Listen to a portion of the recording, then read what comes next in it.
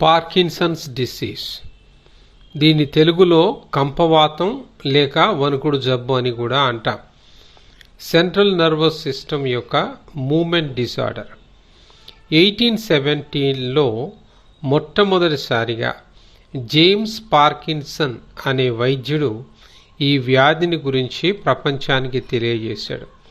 కాబట్టి ఆయన పేరు మీదనే ఈ యొక్క వ్యాధికి పార్కిన్సన్ డిసీజ్ అని పేరు పెట్టబడింది. శరీరంలో మెదడు చాలా కీలకం.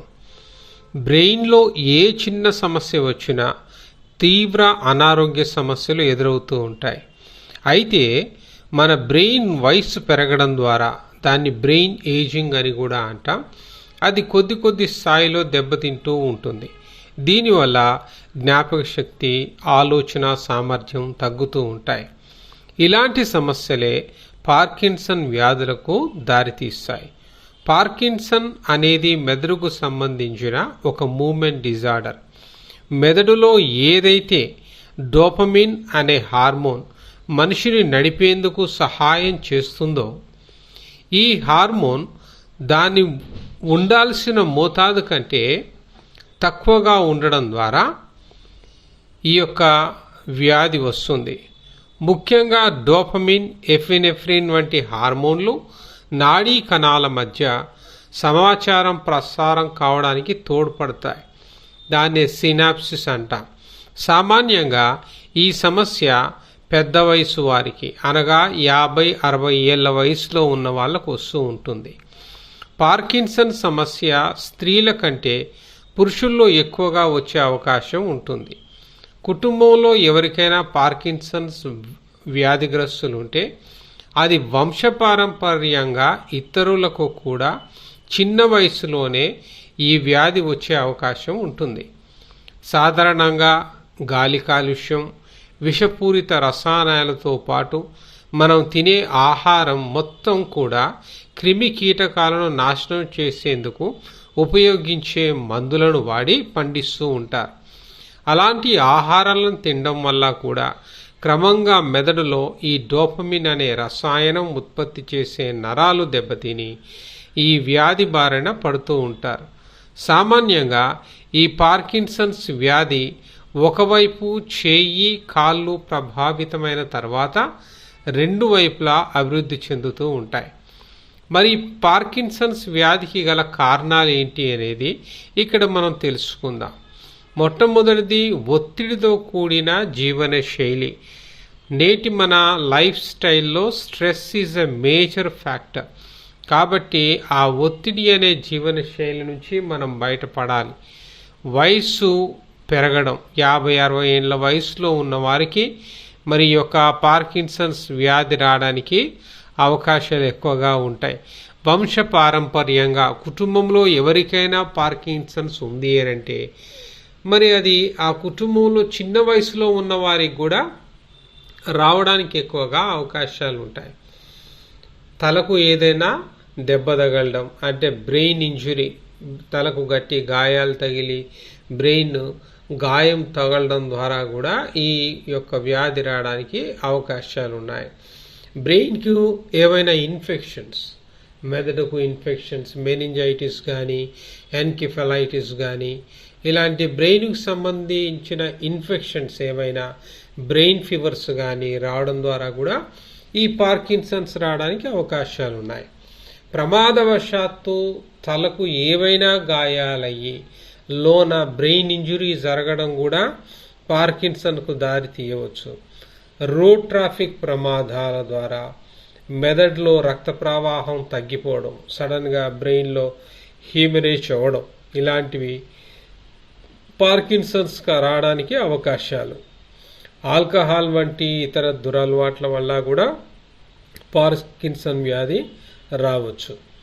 మరి ఈ యొక్క పార్కిన్సన్స్ యొక్క లక్షణాలని మనం ఎలా గుర్తుపట్టాలి?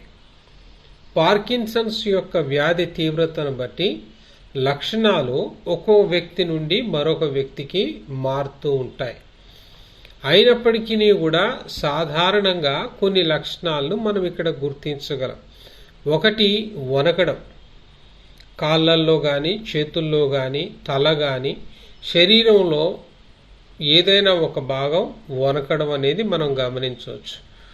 రెండవది మాట తడబడడం, ఆ స్లర్డ్ స్పీచ్ అంటాం. మాట స్పష్టంగా రాకుండా తడబడి మాట్లాడే పరిస్థితులు మనం చూడవచ్చు.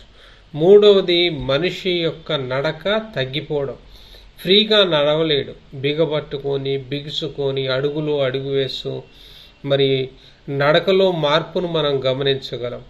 మనిషి నిటారుగా నిలబడలేడు, అతను వంగిపోయి నడుస్తాడు, నెమ్మదిగా నడుస్తూ ఉంటాడు. మరి ఒకవైపు మాత్రమే చెయ్యి వణకడం మనం గమనిస్తూ ఉంటాం.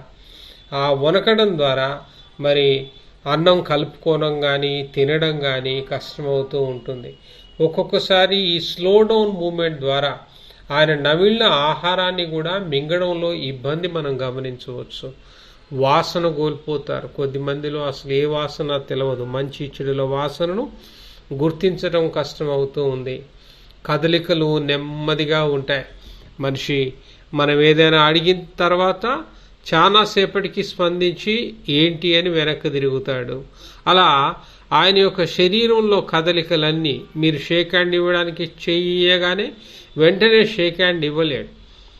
చాలాసేపటికి షేక్ హ్యాండ్ ఇవ్వడానికి మళ్ళీ చేయి ముందుకు చాస్తారు. ఈ రీతిగా కదలికలు నెమ్మదించబడుతూ ఉంటాయి. కండరాలు బిగుసుకుంటూ ఉంటాయి. శరీరంలో కాళ్ళు చేతుల యొక్క కండరాలు ఫ్రీగా ఉండవు, అవి టైట్ అవుతూ ఉంటాయి, బిగుసుకుంటూ ఉంటాయి. ఒకరి సహాయంతో నడవాల్సిన పరిస్థితి కూడా రావచ్చు. స్వతహాగా నిలబడలేడు, స్వతహాగా కూర్చోలేడు, స్వతహాగా నడవలేడు. ఒకరెవరైనా సహాయం చేసి ఆయన నడిపించడానికి మరి తోడుగా నిలవాల్సిన పరిస్థితి రావచ్చు. కొన్నిసార్లు చెయ్యి కాళ్ళు కూడా బిగుసుకొని పోయి నడవడం కష్టమైపోతూ ఉంటుంది. మూత్ర సంబంధమైన సమస్యలు, మలబద్ధకం మరియు రక్తపోటులో హెచ్చుతగ్గులు, ఏమి చేయకుండానే కూడా సడన్గా మరి డిప్రెషన్లోకి వెళ్ళిపోవడం, నిద్ర సమస్యలు, నిద్రలేమితో బాధపడడం, ఒక్కొక్కసారి అతిగా నిద్రపోవడం, ఇలాంటి లక్షణాలన్నీ కూడా మనం గమనించవచ్చు. మరి ఇలాంటి లక్షణాలు ఎవరిలో అయినా గమనిస్తే, మీ ఇంట్లో 50-60 ఏళ్ళ వయసులో ఉన్న వారిలో మరి పెద్దవారిలో ఇలాంటి లక్షణాలు ఏమైనా గమనిస్తే, ఒకవేళ అదేమైనా పార్కిన్సన్స్ వ్యాధి అని నిర్ధారణ చేసుకోవడానికి దగ్గరలో ఉన్న న్యూరో హాస్పిటల్స్కు, న్యూరాలజిస్ట్ దగ్గరికి మీరు వెళ్తే మరి ఆ న్యూరో డాక్టర్ పార్కిన్సన్స్ వ్యాధి యొక్క నిర్ధారణ చేస్తాడు. పేషెంట్ యొక్క పాస్ట్ హిస్టరీ ఎలా ఉన్నది, బ్రెయిన్ ఇంజురీస్ ఏమైనా ఉన్నాయా, బ్రెయిన్ ఇన్ఫెక్షన్స్ ఏమైనా ఉన్నాయా, కొన్ని రకాల బ్లడ్ టెస్ట్లు, కొన్ని రకాల నరాలకు సంబంధించిన పరీక్షలు, మరి బ్రెయిన్కి అయితే ఇమేజ్ స్కానింగ్స్, సిటీ లేదా ఎంఆర్ఐ లాంటివి ఉపయోగించి మెదడులో ఉన్న బ్రెయిన్ సర్క్యులేషన్లో ఏమైనా తేడాలా ఉన్నాయా, లేదా ఒత్తిడి, సాధారణంగా ఈ ఒత్తిడి లాంటిది బ్రెయిన్లో ఉందా, హైడ్రోసిఫాలస్ లేదా వాస్కులార్ పార్కిన్సోనిజం వంటి మెదడు సంబంధించిన సమస్యలుగా మనం ముందుగా గుర్తించడం వల్ల కూడా ఈ యొక్క సమస్యను నిర్ధారించవచ్చు. మరి పార్కిన్సన్స్ వ్యాధికి ట్రీట్మెంట్ ఉన్నదా? ఈ ప్రశ్న చాలా మందితో తలెత్తుతూ ఉంటుంది. ఎందుకంటే ఇది ఇప్పుడు కాదు డిస్కవరీ చేయబడింది. In 1817 first medically it was described by the doctor James Parkinson. అప్పటి నుంచి కూడా ఈ పార్కిన్సన్స్ సంబంధించి అనేక రీసెర్చ్ వర్క్, పరిశోధన పనులు జరుగుతూనే ఉన్నాయి. మరి అనేక రకాలుగా దాని గురించి పరిశోధనలు చేస్తూ మంచి మంచి మందులు తీసుకొని వచ్చారు. మరి బ్రెయిన్ స్టిమ్యులేషన్ అనే ఒక కొత్త విధానం కూడా నేడు అందుబాటులో ఉన్నది. పార్కిన్సన్స్ వ్యాధిని ప్రథమ దశలో గుర్తిస్తే చికిత్స కూడా చాలా సులువుగా ఇవ్వడం జరుగుతుంది. ఆ పేషెంట్ కూడా త్వరగా రికవరీ కావడానికి అవకాశం ఉంటుంది. మంచి ఆ యొక్క లైఫ్ స్టైల్ అనేది ఇంప్రూవ్ చేసుకోవడానికి కానీ, ట్రీట్మెంట్లో కూడా క్వాలిటీ కానీ మనం చూడవచ్చు. ఈ యొక్క ట్రీట్మెంట్ మెరుగుపరచాలి అని అంటే ముందుగా ఆ పార్కిన్సన్ యొక్క లక్షణాల్ని మనం త్వరగా గుర్తించి సాధ్యమైనంత తొందరగా దగ్గరలో ఉన్న న్యూరాలజిస్ట్ దగ్గరికి, న్యూరో డాక్టర్ దగ్గరికి మనం తోడుకొని రావాల్సి వస్తుంది. పార్కిన్సన్స్ యొక్క సమస్యలకి మందుల ద్వారా చికిత్స మరియు సర్జరీ ద్వారా కూడా చికిత్స చేయడానికి అవకాశాలు ఉన్నాయి, ట్రీట్మెంట్ ఇవ్వడానికి అవకాశాలు ఉన్నాయి. ముఖ్యంగా మెదడులో డోపమైన్ అనే రసాయనం తగ్గడం వల్ల ఈ వ్యాధి వస్తుంది. కావున దీనికి సంబంధించిన మందులను టాబ్లెట్ల రూపంలో మరి బయట నుంచే మనం డోపమిన్ని శరీరంలోకి పంపించడం వల్ల ఈ వణకడాన్ని తగ్గించవచ్చు, నడకను కొంత ఇంప్రూవ్ చేయవచ్చు. పేషెంట్ యొక్క సిమ్టమాటికల్ సిచ్యువేషన్స్ ఏవైతే లక్షణాలు మనం గమనిస్తూ ఉన్నామో అలాంటి లక్షణాలన్నింటినీ కూడా కంట్రోల్ చేయవచ్చు. అంటే మనం టాబ్లెట్స్ వాడడం ద్వారా సిమ్టమ్స్ను అయితే మనం తగ్గించగలం, కానీ డోపమిన్ను రిప్లేస్ చేస్తూ ఉంటేనే ఈ యొక్క పరిస్థితిని మనం మెరుగుపరచగలం. పార్కిన్సన్ సమస్యకు మరి సర్జరీ ఏ రీతిగా చేయాలి అనే దాన్ని న్యూరో సర్జన్ వైద్యులు ఆ యొక్క సర్జరీ విషయంలో దాని గురించి ఒక కంక్లూషన్ తీసుకుని వస్తారు. ఇందులో మెదడులో ఎలక్ట్రోలైట్ ఇంప్లాంట్ చేయడం ద్వారా డోపమిన్ అనే రసాయనం తయారవుతుంది. అలా దీనివల్ల మందులు అవసరం లేకుండానే వ్యాధి యొక్క తీవ్రతను తగ్గించుకునే అవకాశం ఉంటుంది. మెదడుకు ప్రేరణ కలిగించడం కూడా పార్కిన్సన్స్కు సరికొత్త చికిత్స విధానాలలో ఒకటి. అంటే బ్రెయిన్ స్టిమ్యులేషన్ అంటాం. పేస్ మేకర్ లాంటి పరికరం శరీరానికి అమర్చడం వల్ల మెదడుకు ఈ యొక్క స్టిమ్యులేషన్ ప్రేరణ అందుతూ ఉంటుంది. పార్కిన్సన్ వ్యాధికి గురైన పేషెంట్లకు ఈ చికిత్స విధానం వల్ల మంచి ప్రయోజనం కూడా చేకూరుతూ ఉంది. మరి పార్కిన్సన్స్ అనే వ్యాధి రాకుండా దాన్ని ప్రివెంట్ చేయలేమా, దాన్ని నివారించలేమా? కేవలం మందులు చికిత్సల ద్వారానే పార్కిన్సన్స్ వ్యాధిని అరికట్టలేము. కాబట్టి ఇక్కడ కొన్ని నివారణ చర్యలు మనం పాటించడం చాలా ముఖ్యం. ఫస్ట్ థింగ్, మంచి పోషకాలు. The best diet has to be given. మంచి పోషకాలు అంటే antioxidants, omega 3 fatty acids కలిగి ఉన్న ఆహారాలు. యాంటీ ఆక్సిడెంట్స్ ఈరోజు మనం తినే వాటిల్లో ఎక్కువగా దుంపలు, కూరగాయలు, కొన్ని రకాల మరి దినుసుల్లో ఈ యొక్క యాంటీ ఆక్సిడెంట్స్ ఉంటాయి. ఒమేగా 3 ఫ్యాటీ యాసిడ్స్ రావాలి అంటే ఫిష్, చేపల్లో ఒమేగా 3 ఫ్యాటీ యాసిడ్స్, సోయాలో ఇలాంటి ఆహార పదార్థాలు కంపల్సరీ డైలీ మన యొక్క డైట్లో వాడుకోవడం మంచిది. మరి డైలీ లైఫ్ స్టైల్, కొంత ఏరోబిక్ వర్కౌట్స్ మనకు అవసరం. వాకింగ్ కానీ, స్విమ్మింగ్ కానీ, సైక్లింగ్ కానీ ఇలాంటివి చేయగలిగిన వాటిని బట్టి మరి డైలీ ఏదో ఒక రకమైన ఏరోబిక్ వర్కౌట్స్, మరి శారీరక శ్రమ, ఫిజికల్ యాక్టివిటీస్ అనేది చేయడం చాలా అవసరం. మరి 8 గంటలు తగినంతగా మనం నిద్రపోవాలి. అది కూడా సౌండ్ స్లీప్. 8 hours ఆఫ్ స్లీప్లో minimum 4 to 6 hours we must have a sound sleep. ఈ రోజుల్లో అవసరం లేకున్నా కూడా ఫోన్ పక్కనే పెట్టుకుని పడుకునే అలవాటు. నోటిఫికేషన్స్కు సౌండ్స్, ఎవరైనా స్టేటస్ పెడితే సౌండ్స్, మరి అన్నెసెసరీ కాల్స్, యాడ్స్, ఇలా మొబైల్ ద్వారా చాలా మందికి నిద్ర డిస్టర్బ్ అవుతూ ఉంటుంది. పడుకునే ముందు మొబైల్ దూరంగా పెట్టేయండి, సైలెంట్లో పెట్టేయండి. దాని ద్వారా ఏ డిస్టర్బెన్స్ మీకు రాకుండా చూసుకోండి. అంతేకాకుండా మెంటల్ పీస్, అనవసరమైన ఆలోచనలన్నీ కూడా మనం మానుకోవాలి. ఏది ఎలా జరగాల్సి ఉంటుందో అలా జరుగుతుంది. ఆ రీతిగా మన మైండ్ను మ్యాక్సిమం రిలాక్స్గా ఉంచుకోవడానికి ప్రయత్నం చేయాలి. అనవసరమైన విషయాలకు ఆందోళన పడుతూ ఉంటారు. వర్షాలు తగులుకొని పడతా ఉంటే కూడా ఏందో ఈ వర్షాలు ఇలా పడుతున్నాయని బాధపడతారు. వర్షాలు పడకపోతేనేమో వర్షాలు లేవు, ఏం లేవు, ఏంటో ఈ పరిస్థితి అని బాధపడతారు. పక్కింటోడికి ఏమైనా సమస్య వచ్చినా బాధపడతాడు, మనకు సమస్య వచ్చినా అదే రీతిగా బాధపడతారు. ఈ రీతిగా కొన్ని అనవసరమైన ఆలోచనలు, అది నిజానికి మనకు అవసరం కూడా లేదు, అది ఆలోచన చేయడం ద్వారా మనం ఆడ సాధించగలిగేది కూడా ఏమీ లేదు, అక్కడ మార్చగలిగేది కూడా ఏమీ లేదు. వీటినే అనవసరమైన ఆలోచనలు అంటాం. ఇలాంటి అనవసరమైన ఆలోచనలు అన్నీ కూడా మనం మానుకోవడం చాలా అవసరం. ఒత్తిడితో ఉంటే బ్రెయిన్కు హాని కలుగుతుంది కాబట్టి మెడిటేషన్, యోగా ఇలాంటి వాటిని ఏదో ఒకటి అలవాటు చేసుకోండి. కొద్దిమందికి దైవిక చింతన ఉంటుంది, ఆధ్యాత్మిక చింతన ఉంటుంది, చక్కగా ప్రేయర్ చేసుకోండి, మోకాళ్ళు లొంగండి. కొద్దిమందికి చక్కగా గుళ్ళు గోపురాలు దర్శిస్తూ ఉంటారు, మంచి ప్రార్థన చేసే వాళ్ళ కమ్యూనిటీతోటో లేదా చక్కగా దైవిక చింతన కలిగిన కమ్యూనిటీతోటో కలుస్తారు.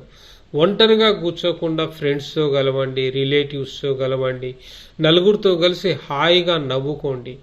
ఒంటరిగా కూర్చొని ఏకాంతంలో డిప్రెషన్తో ఎందుకు నా జీవితం ఇలా అయిపోయింది, నా పరిస్థితి ఇలా అయిపోయింది అని ఏకాంత ఆలోచనల ద్వారా మనసు మీదికి అనవసరమైన ఒత్తిడి, మెంటల్ స్ట్రెస్ అనేది ఇంప్రూవ్ చేసుకొని బ్రెయిన్ యొక్క ఆరోగ్య పరిస్థితిని నాశనం చేసుకుంటారు. కాబట్టి యోగాను, మెడిటేషను ఏదో ఒక రకంగా మరి మెంటల్ పీస్ ప్రాక్టీస్ అనేది చేయండి. మరి వాహనాలు నడిపేటప్పుడు తప్పనిసరిగా హెల్మెట్, సీట్ బెల్ట్ లాంటివి వాడుకోవాలి.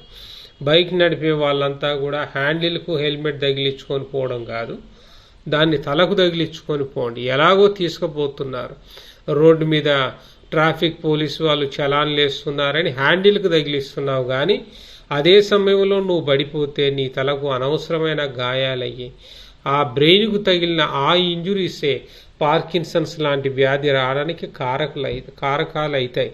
కాబట్టి తలకు హెల్మెట్ ధరించడం మర్చిపోకండి. కార్ నడిపే వాళ్ళైతే సీట్ బెల్ట్ తప్పనిసరిగా ధరించండి. ఈ రోజుల్లో నువ్వెంత ప్రొఫెషనల్గా నడిపినా, ఎంత పర్ఫెక్ట్గా నడిపినా ఎదురుగా ఏ సమస్య వచ్చి నీకు తగులుతుందో తెలియదు. ఏ క్షణంలో ఎలాంటి యాక్సిడెంట్ అవుతుందో మనకు తెలియదు. కాబట్టి సీట్ బెల్ట్ వాడుకోవడం ద్వారా మరి జరిగే యాక్సిడెంట్లు ఎలాగో జరుగుతాయి. అట్లీస్ట్ ఈ హెల్మెట్, సీట్ బెల్ట్ లాంటివి వాడుకోవడం ద్వారా మరి మనం తలకు గాయాలు తగలకుండా మన తలని, మన బ్రెయిన్ని మనం కాపాడుకోవడం. మన బ్రెయిన్ని కాపాడుకోవడము అంటే నీ టోటల్ సెంట్రల్ నర్వస్ సిస్టమ్, అంటే నీ శరీరాన్ని అంతా కూడా నడిపించగలిగిన నాడీ వ్యవస్థను నువ్వు కాపాడుకున్నట్లు అర్థం. కాబట్టి మరి ఈ యొక్క హెల్మెట్ అండ్ సీట్ బెల్ట్ విషయంలో కూడా జాగ్రత్తలు పాటించండి. మరి పంటలకు ఉపయోగించే పురుగు మందుల, రసాయనాలతో పండించిన ఆహార పదార్థాలు తప్పనిసరిగా మానేయడానికి ప్రయత్నం చేయండి. Better concentrate the organic foods, organic material. చేతనైతే మీరే పండించుకోండి. మీ వాకిట్లోనో మీ పెరట్లోనో 4 కూరగాయల మొక్కలు వేసుకోండి. సేంద్రియ ఎరువులతోటి చక్కగా ఆర్గానిక్ మెథడ్లో మరి వాటిని పండించుకునే ప్రయత్నం చేయండి. ఒకవేళ అలా దొరకట్లేదు అంటే బయట కొన్న మరి పంటలు, ఆహార పదార్థాలు ఏవైతే ఉన్నాయో వాటిని శుభ్రంగా కడగండి. అవసరమైతే గోరువెచ్చటి నీళ్ళల్లో పండ్లను కడిగి తినండి. ఆ రీతిగా మరి పచ్చికాయలు, పాత రోజుల్లో మా తాత ముత్తాతలైతే పచ్చికాయలే కొరికి తినేవాళ్ళు, పచ్చిపాలే తాగేవాళ్ళు అనే పిచ్చి పనులు ఏమీ చేయకుండా దయచేసి వాటిని శుభ్రంగా కడిగి వాడండి. ఎందుకంటే ఈరోజు వ్యవసాయదారులు కూడా మరి వారి పంటను రక్షించుకోవడానికి అనేక రకాల రసాయనాల్ని, పురుగు మందుల్ని వాళ్ళు వాడాల్సి వస్తుంది. కాబట్టి ఈ పురుగు మందులు వాళ్ళు పిచికారీ చేసేటప్పుడు వ్యవసాయదారులు కూడా మంచిగా దానికి ప్రొటెక్షన్ సూట్స్ ఉంటాయి, ప్రొటెక్షన్ గ్లౌజెస్ ఉంటాయి, ప్రొటెక్షన్ హెల్మెట్ అండ్ మాస్క్ ఉంటాయి. అలాంటివి పూర్తిగా ధరించండి. మరి ఈ పురుగు మందుల యొక్క పని కాగానే, రసాయనాల పని కాగానే శుభ్రంగా స్నానం చేసి మరి ఇంట్లోకి వెళ్ళండి. స్నానం లేకుండా ఇదే రసాయనాలతో, కెమికల్స్తో ఇంట్లో సంచరించడం ద్వారా మనకు తెలవకుండానే రసాయనాలను కొద్ది స్థాయిలో మనం భుజిస్తూ ఉంటాం. కాబట్టి ఇలాంటి జాగ్రత్తలు మనం కొన్ని పాటించాలి. ఆర్గానిక్ ఫుడ్స్కు మాత్రమే మనం ఎక్కువగా ప్రాధాన్యత ఇవ్వాలి. సేంద్రియ ఎరువులతో పండించిన ఆహారాన్ని భుజించడానికే మనం ప్రయత్నం చేయాలి. ఈ రోజుల్లో అయితే చక్కగా రూఫ్ గార్డెన్స్ పెట్టుకొని ఇంటిపైన కూడా మరి మంచి మంచి పంటలు పండించుకోగలుగుతున్నారు ఎవరిది వాళ్ళు. మరి కొన్ని చోట్ల కొన్ని అపార్ట్మెంట్ కమ్యూనిటీస్, కొన్ని విల్లా కమ్యూనిటీస్ అయితే ఆల్రెడీ ఈ పనికి స్వీకారం చుట్టాయి. కాబట్టి మరి వచ్చే వ్యాధులతో పాటు మనం కూడా కొన్ని జాగ్రత్తలు తీసుకోవడం అవసరం. వంట అవసరాల కోసం ఎక్కువ కాలంగా వాడుతున్న నూనెలని తిరిగి ఆ వంట అవసరాలకు మనం వాడకూడదు. అంటే ఒకే పాత్రలో ఒకే బాటిల్లో ఆ నూనెను కంటిన్యూస్గా పోస్తూ ఉంటారు. అది అయిపోగానే ఇంకో నూనెను మళ్ళా దాంట్లోనే పోస్తూ ఉంటారు. ఎప్పటికప్పుడు వాటిని మార్చుకోవాలి. ఒక వంటకు వాడి కాల్చి పెట్టేసిన నూనెను మళ్ళీ ఇంకో వంటకు వాడుతూ ఉంటారు. అలా దీర్ఘకాలం ఆ యొక్క నూనెను అలానే ఉంచి కూడా ఆ నూనెలో కూడా మనకు హాని కలిగే పదార్థాలు ఉంటాయి. ఇలాంటి నూనెలో ఆల్డిహైడ్రేట్లు విఫతుల్యం అవుతూ ఉంటాయి. కాబట్టి మనము వంట నూనెల విషయంలో కూడా కిచెన్లో కూడా కొన్ని మార్పులు తెచ్చుకోవాలి. మరి పసుపులో యాంటీసెప్టిక్, కర్కుమిన్ అనే పోషకాలు ఎక్కువగా ఉంటాయి. కావున ప్రతి వంటకాల్లో కూడా పసుపు వాడడం చాలా మంచిది. ప్రాచీన కాలం నుంచి కూడా ఈ పసుపు మన భారతీయ వంటల్లో వాడడం ఎక్కువ ఆనవాయితీగా వచ్చింది. ఇప్పుడు వచ్చిన మోడ్రన్ వంటకాలలో అసలు పసుపు యొక్క మాటే లేదు. కానీ మనం ఇళ్లలో చేసుకునే ప్రతి భారతీయ వంటకంలో పసుపు యొక్క వాడకం మనం చూస్తాం.